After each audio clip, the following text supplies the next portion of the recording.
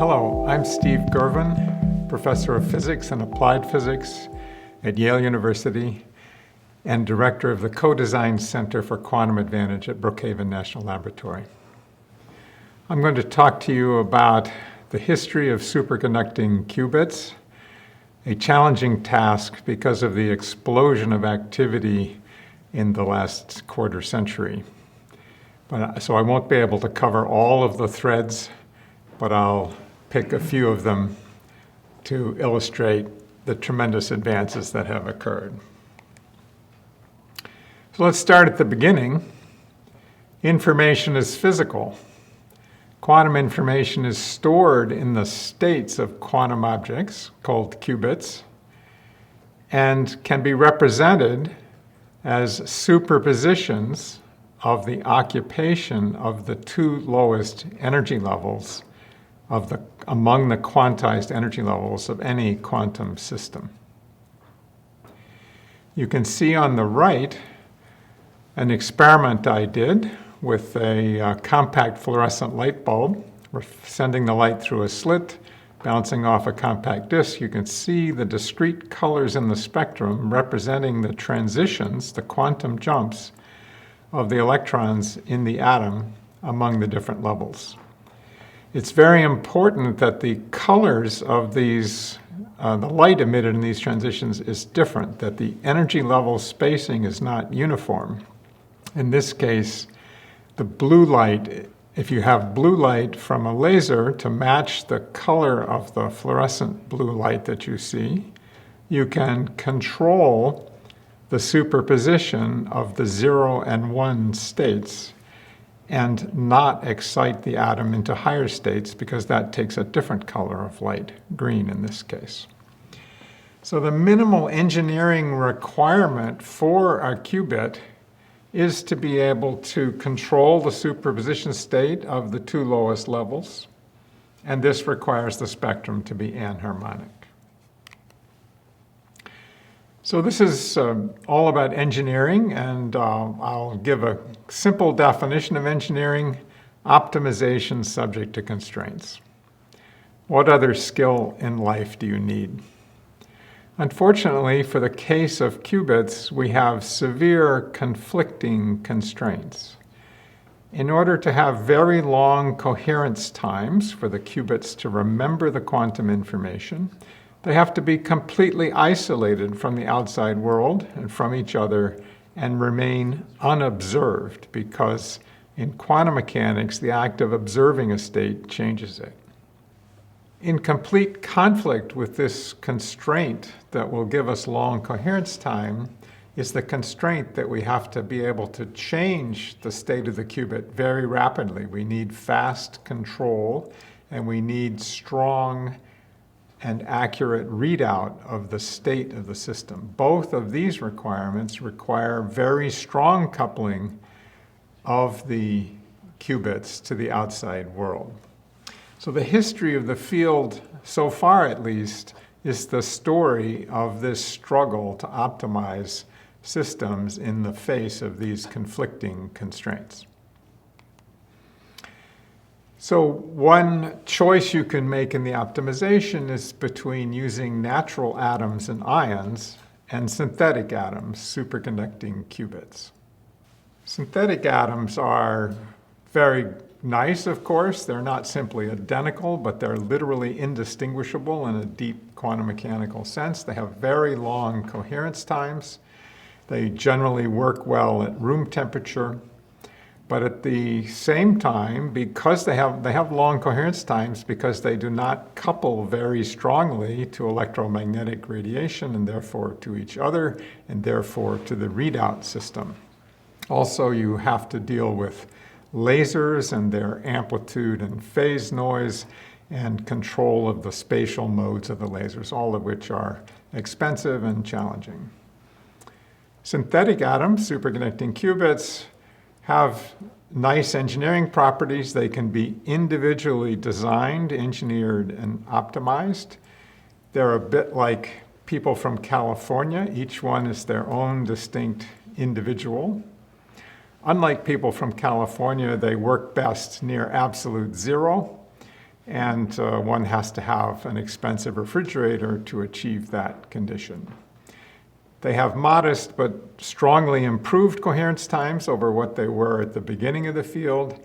A very powerful advantage is that they're natural for use in electronic circuits and chips. And their macroscopic size, they're typically a millimeter in size, implies strong coupling to electromagnetic fields for fast control in multi-qubit gates. Also, at least those of us who work with radios feel that the microwave amplitude, phase, and spatial mode control with off-the-shelf equipment is much easier for microwaves than it is for lasers. So let's go back now to the prehistory, which is the discovery of the Josephson Effect, a prediction by Brian Josephson, which is related to what happens in a Josephson tunnel junction, two metal electrodes that are superconducting, separated by a few atom thick insulating barrier. And the state, the macroscopic state into which Cooper pairs of electrons in a superconductor condense is defined by a phase phi, and it's related to a microscopic property of the quantum field amplitude for pairs of up and down spin electrons. But it is itself effectively a classical property. It is connected, it determines the current through the junction, and its time rate of change controls the voltage, as you can see in these Josephson equations up here. It's been known since the 1960s that this phase variable phi acts like the position of a particle that obeys Newton's equations of motion for classical particles, F equals ma. In this case, the mass of the particle is played by the capacitance in the circuit, and the force acting on the particle comes from the bias current, which is supplied to the junction, and there's an oscillating term which produces a tilted washboard potential, as you see in the graph. There's also a viscous damping term, the third term in the equation, and it's inversely proportional to the resistance in the circuit. I should perhaps stop at this point and quote the late great Mike Tinkham for you young people in the audience who don't know what a washboard is. It's a classical analog of a Josephson junction that used to be used for cleaning clothes. So the key thing you need to know about this is what happens if the particle should escape one of these wells, potential wells in the washboard, and begin rolling downhill. You can see from the Josephson equation up here that the velocity of the particle produces an external, easily measured voltage in the circuit proportional to the time rate of change of the position of the particle. And that can be used to detect the escape of the particle from the well. And we'll use that. That will appear in later discussion of early experiments. So Tony Leggett in the 1980s began to ask the question, well, if this phase across the Josephson junction acts like the position of a classical particle and it's bound in a potential well, is there any possibility that that particle could itself exhibit macroscopic quantum behavior? That is, its position could be uncertain. It should be described by a wave function with a probability amplitude for different positions. A second important question that Tony asked was just how macroscopic would this object be if it's quantum mechanical? And what do these words even mean? And so I will try to illustrate them with an analogy developed by my colleague Michel Devoret. So the phase of a superconducting condensate is a macroscopic but classical manifestation of quantum order, just as the discrete facet angles of a crystal are macroscopic manifestation of the existence of quantum-ordered microscopic objects, the individual atoms. And these beautiful right-angle cleavage planes in this pyrite crystal are there because they are a reflection of the right angles that exist in the microscopic simple cubic packing of the atoms in this compound. And this is the first experimental evidence for the existence of atoms and was known to the ancient Greeks. This is sort of level one of the way that macroscopic manifestations of quantum mechanics can occur. But there's a second and deeper level, which is that the orientation of the crystal in space depends on the collective center of mass motion of the entire crystal. And only under very special circumstances do quantum effects of this collective coordinate, which is rather massive, become visible. But this is exactly what we need in order to build a superconducting qubit. So Tony had asked this question in 1980, and the group of John Clark at Berkeley, together with young postdoc Michel Devoret and beginning student John Martinez, decided to try to experimentally verify the quantization of the energy levels of this phase particle trapped in one of the wells of the tilted washboard potential. And they succeeded in a series of landmark papers beginning in 1985. And the way they did it was to do spectroscopy on this artificial atom, just as I showed you the visible spectrum of the light from the atoms in a compact fluorescent bulb on the first slide. Here they sent in microwave tones to create excitations between the discrete quantized levels of the atom, and then to detect the quantization of the energy levels of these particles, they used spectroscopy, much like the spectrum I showed you of optical light on the first slide. But here they used microwave radiation to excite the atom, or the phase particle, from one quantized energy level to the second. And then to detect that that happened, it's impossible to really see that tiny amount of energy absorbed.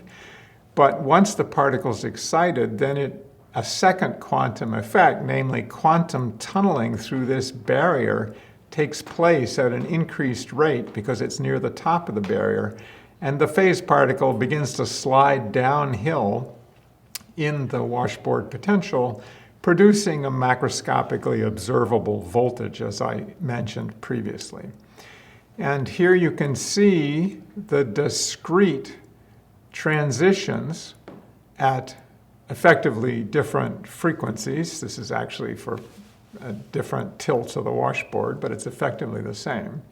And as Leggett pointed out, it's extremely important that this is an anharmonic potential so that the energy levels are unequally spaced and you evade the correspondence principle. You're able to address the individual transitions and see sharp peaks at different frequencies corresponding to the quantized energy levels.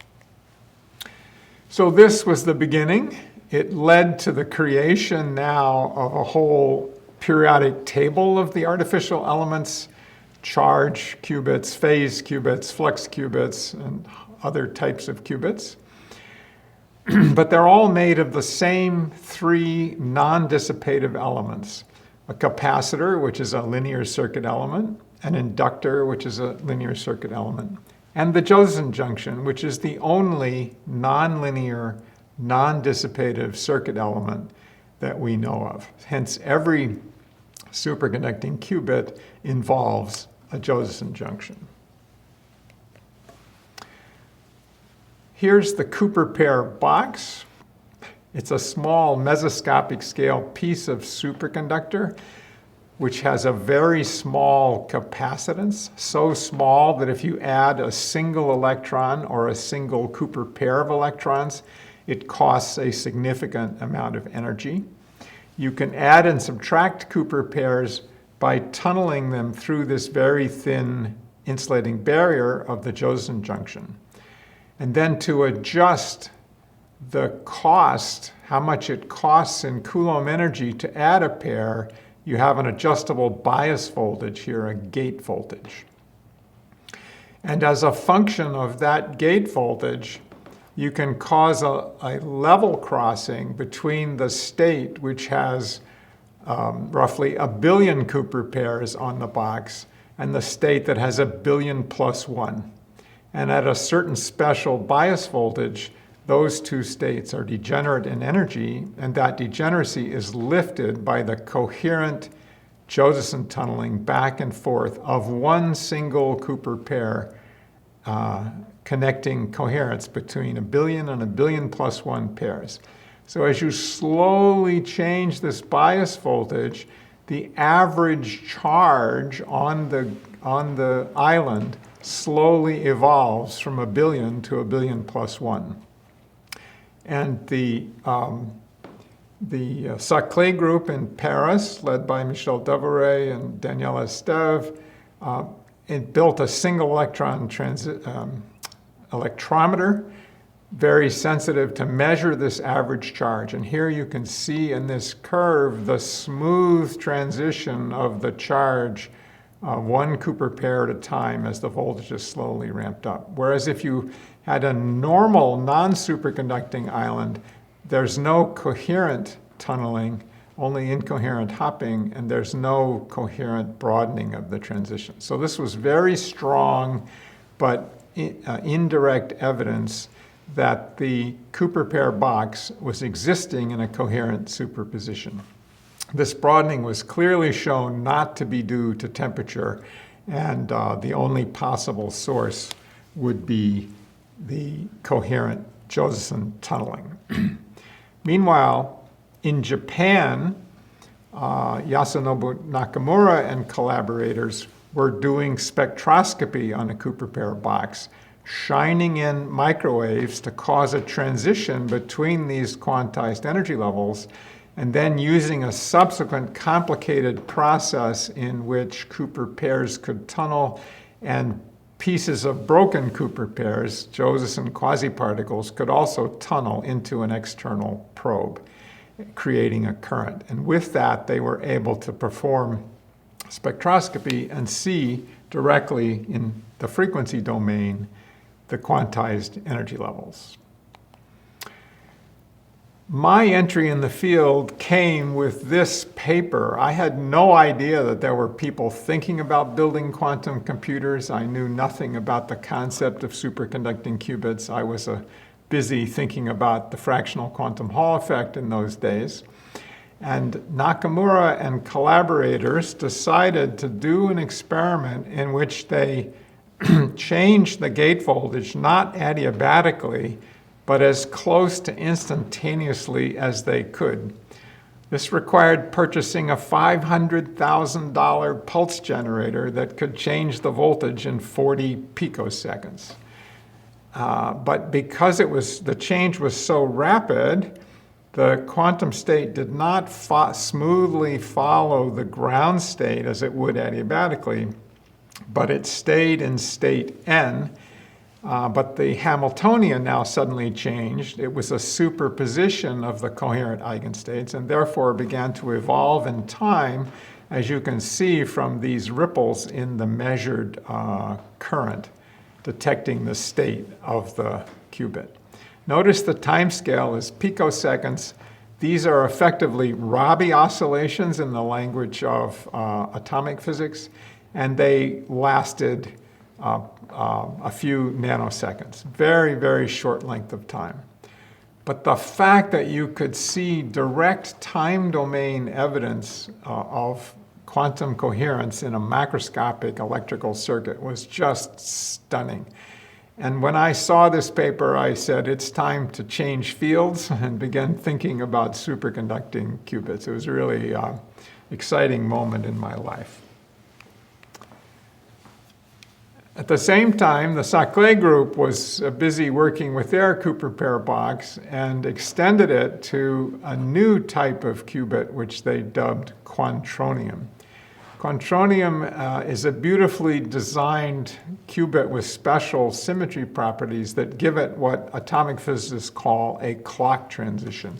There exists a regime of gate voltage and magnetic field where the frequency of the transition is insensitive to the precise values of those parameters and therefore unaffected by accidental noise in those parameters. And Michel Devereux and Daniel Esteve and Denis Villon published in 2002 a spectacular experiment showing the first Ramsey interference fringes, which is the acid test of coherence needed to satisfy atomic physicists that this is real true coherence observed in the time domain. There are a number of technical innovations in this qubit. There's a kind of a hybrid charge phase qubit. You wrote in the charge mode and read out in the phase mode, and that orthogonality of the modes turned out to be useful. There was a latching readout, which they invented to help with the signal to noise. And of course, the main thing was this sweet spot, because now you can see these Ramsey interference fringes going out to microsecond timescales, at least a factor of 100 greater than the initial work from Japan. So really exciting and wonderful experiment. Meanwhile, in Europe, in Delft, Hans Moy and collaborators were thinking about something dual to the charge qubit. Instead of a superposition of a billion and a billion plus one Cooper pairs, you could have on an island, you could have a closed loop carrying current, and the current could be in a superposition of going clockwise and counterclockwise, or equivalently, magnetic flux could be tunneling in and out of this loop. And they developed this proposal for a three-junction flux qubit in 1999 and began publishing experiments on it in 2000. Finally, there was the phase qubit. John Martinez went back to his PhD thesis and constructed this tilted washboard potential, but now arranged for the barrier for tunneling out of the lowest two levels to be very large, but tunneling out of the third level to be more rapid. So he could manipulate the lowest two levels of the artificial atom and then read it out by applying a tone such that if it were in the excited state, it would go up to the next excited state, tunnel out, and produce a large voltage. This large voltage gave amazingly high readout fidelity of about 85% in a single shot, which was very, very impressive for these early days. But it was later realized that that large voltage spike was destructive of the coherent states of nearby qubits once they began experimenting with more than one qubit. And this method was eventually abandoned for the dispersive readout, which I'll talk about. The qubit in widest use today is the Transmon qubit. It's sort of the world's simplest qubit. It just consists of two pieces of aluminum film evaporated on a sapphire substrate, making a dipole antenna about 1 millimeter long. The two halves are connected by a Josephson junction to give you the anharmonic spectrum that you need. So the theory paper led by Jens Koch was soon followed by the first experimental paper led by Andrew Hauck. And the advantage of this is basically just a Cooper pair box, but with a large shunting capacitance in the form of this antenna. And this makes it exponentially insensitive to noise in the charge channel at the cost of only a modest reduction in the anharmonicity. And the very large dipole moment of this artificial atom, it's about 100,000 times larger than the dipole moment of a natural atom, gives this artificial atom extremely strong coupling to microwave photons, which we will take advantage of. So you can think of this as an artificial atom with atomic number 10 to the 12. There are roughly 10 to the 12 pairs of electrons in here. You might think that the spectrum would then be a nightmare, but at low energies, the spectrum is just that of an anharmonic oscillator. It's even simpler than hydrogen, and it has a comparable quality factor to the Lyman alpha transition in hydrogen. So we're starting to catch up with the natural atoms. There's been orders of magnitude progress in improving the qubit coherence lifetimes over the last 20 years, based on new designs, better microwave hygiene, we call it, minimizing the sources of dissipation at microwave frequencies, and better materials. So the coherence times have increased by about 6 orders of magnitude in recent developments. For example, the Maryland group has achieved coherence times north of a millisecond, and using improved materials. This is in the fluxonium qubit. The Princeton group, using Transmon but changing some of the materials, has increased their coherence time to about 1/3 of a millisecond.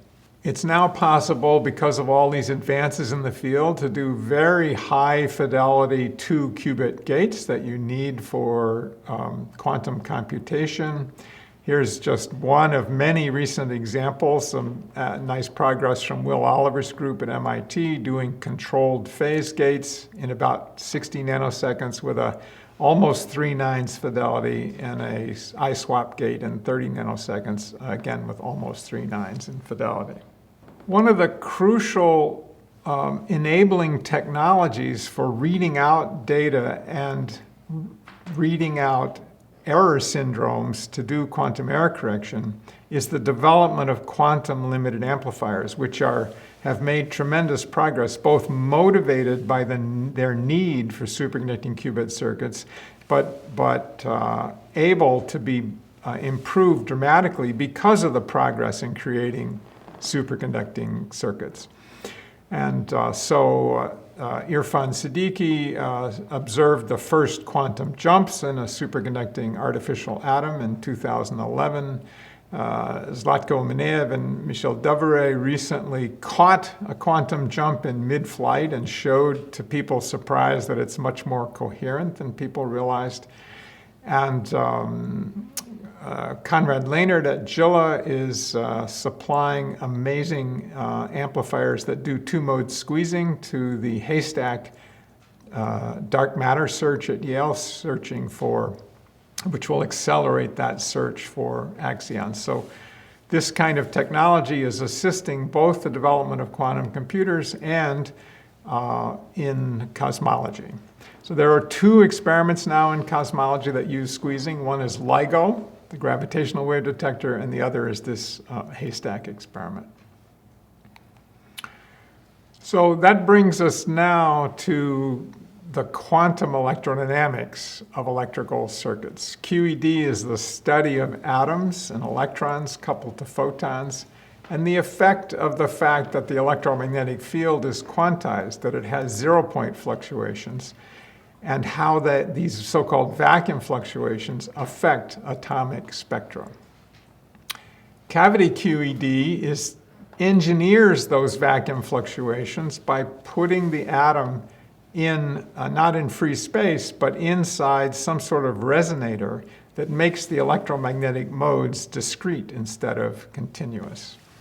In the microwave domain, we have the luxury of completely surrounding the box by superconducting mirrors that almost perfectly reflect the microwaves. One of the things you can do with this is the Purcell effect. You can choose the cavity frequency to be different than the qubit's frequency at which it would spontaneously fluoresce. And this can enhance the lifetime by a factor of 1,000. A transmon, the large dipole moment of the transmon qubit, means that in free space it would spontaneously decay by emitting a microwave photon in about 100 nanoseconds. Putting it in a box gives you the 100 microseconds, so a gain of a factor of 1,000.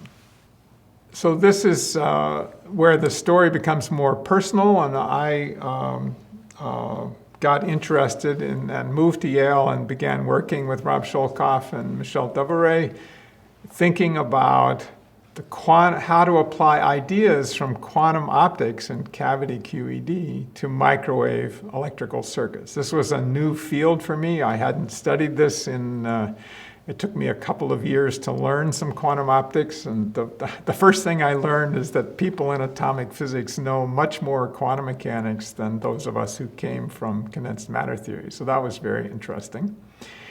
And we had the idea that if you could put an artificial atom in a cavity, you could perhaps see what's called the vacuum-Rabi splitting, the coherent motion of one excitations coherently going back and forth between the qubit and the single photon in the cavity.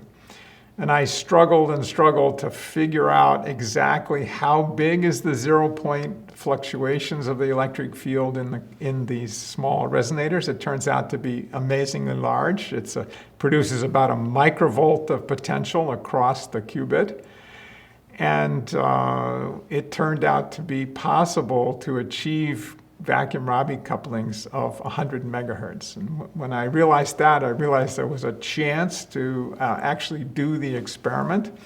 It was still not obvious because in those bad old days, the line widths of these qubits could be 100 megahertz wide due to their short coherence time.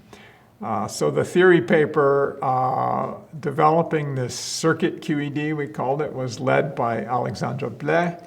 And then the experiment led by Andreas Wallraff, who was a postdoc at Yale with Sholkoff, and Dave Schuster, a student, soon followed. And one of the things which eventually we were able to do was show that you could go to a strong dispersive limit where the qubit is detuned from the cavity, and yet still have such strong dispersive coupling that each time you added a single microwave photon, which has 100,000 times less energy than an optical photon, but despite that, you could see a distinct shift in the frequency of the qubit of order 1,000 line widths. So this is very, very strong coupling, completely unavailable with natural atoms. That experiment was carried out led by Dave Schuster, and theoretical work was done by Jay Gambetta. Later, we made this work was first done with 2D planar resonators. Later, we moved to these 3D resonators that completely surround the qubit with superconducting aluminum and produce a much quieter environment. And Honey Pike did the first experiment there, showing the great benefits on the lifetime of the qubit. And later, Matt Regor developed some very high Q resonators that could be used for quantum memories. Andrew Cleland and Martinez at UCSB did a remarkable experiment synthesizing arbitrary quantum states in a superconducting resonator in Max Hofhein's led experiment.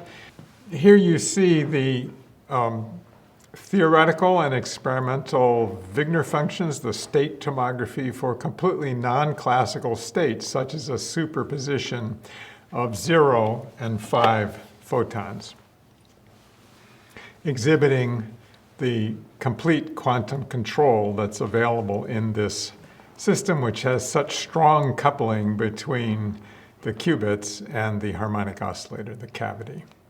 Here's a picture of the first crude all-electronic quantum processor constructed in 2009 using this circuit QED architecture, and it's the first all-electronic processor able to run quantum algorithms. It only had 2 qubits, but it was able to do the Grover search and Deutsch-Jozsa algorithms.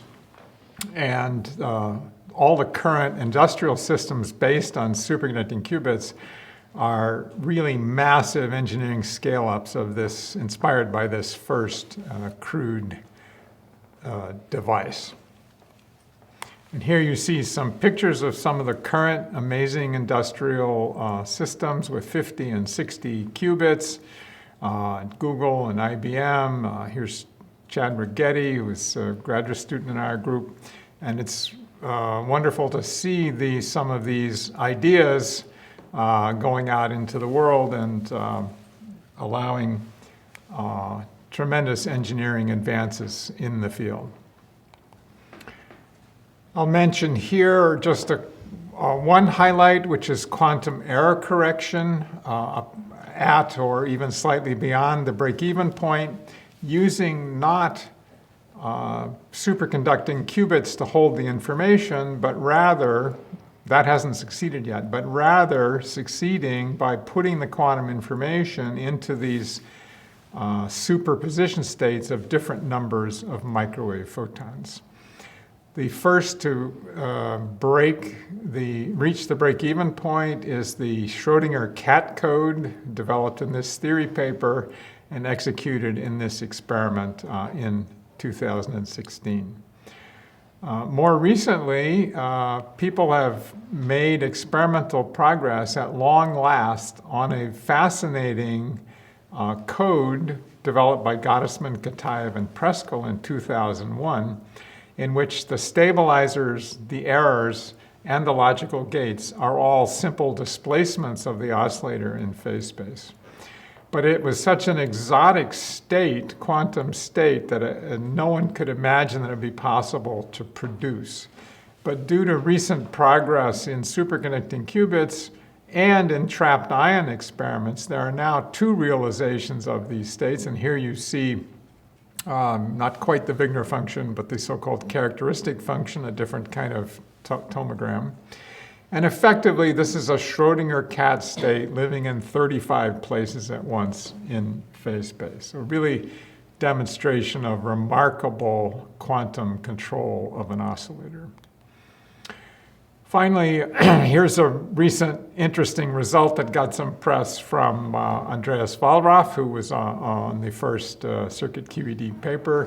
He has now entangled qubit systems separated by 5 meters using a cryogenically cooled waveguide to connect the 2 qubits in each of these refrigerators, and achieved a fidelity of state transfer of about 80%.